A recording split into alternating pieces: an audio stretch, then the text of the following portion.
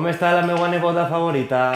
Ei, tio Pere, la teua única neboda prepara una amanida de la qual s'aprofita tot.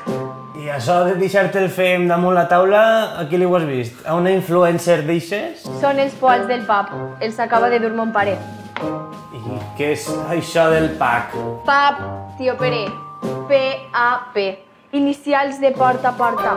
PAP, porta a porta, uns poals que semblen una matriosca, massa informació per al terròs de ton tio. Doncs és ben fàcil.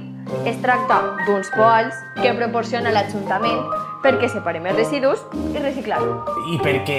Porta, porta! No sigues cap de suro. Porta a porta, no. Porta a porta. Ah, sí, que ara resultarà que passen per la porteta de ta casa replegant-te el fem, no? Doncs sí, sabut. Passen per les cases a recollir-ho. Ah, mira, que entreguen el gos a pixar, ja que venen. Tu sí que eres gos. Tio, la generació vostra heu de mirar per la meua generació i per les que han de vindre. És superimportant que fem un consum responsable. No generar tant de residu i reciclar. Sí, jo tot això ja m'ho sé. Però quant han costat els poals? Els poals de reciclatge són de bades. Tot això és de bades? Sí. I on estan les instruccions? Veus que hi ha dos colors? Sí. Doncs el marró és per a la matèria orgànica, restes de menjar, bàsicament, i el gris és per als altres tipus de residus.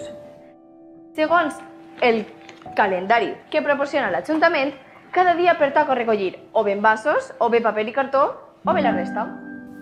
Frena un poquet, que t'estàs embalant un poquet massa. Explica'm això dels tamanys i dels colors, però un poquet més espaiet. A la cuina, per al dia a dia, gastem este poal més xicotet per a residus orgànics protegit amb una bossa.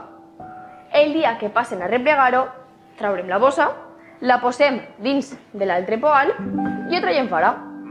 Els altres tipus de residus, que saps, tio, que són el paper i cartó, els envasos i els residus, ho posem al poal gran el dia que toca treure'l. Ah, i passen molt de sovint o com està? El marró, 3 dies a la setmana. I en el gran es trauen 2 dies a la setmana els envasos. Un altre dia el paper i cartó i l'altre dia que queda la resta. Però, tio, com és massa informació per al teu cabet, per això tens el calendari. I si treballa de nit alguna setmana, com ho puc arreglar? Per això estan les àrees d'emergència. Al calendari et diu on estan ubicades. Allí pots dipositar cada bossa al contenidor que pertoque. Doncs no és tan difícil com em pensava. Escolta, nebodeta, això que veig jo ahir és tomaqueta en samorra? Què et sembla si estrenem el poal xicotet amb el que sobre de l'amanida? Tio, què t'he dit? Que d'esta manera no es tira res. D'acord. Això com deia la iaia, que no hem de deixar res al plat.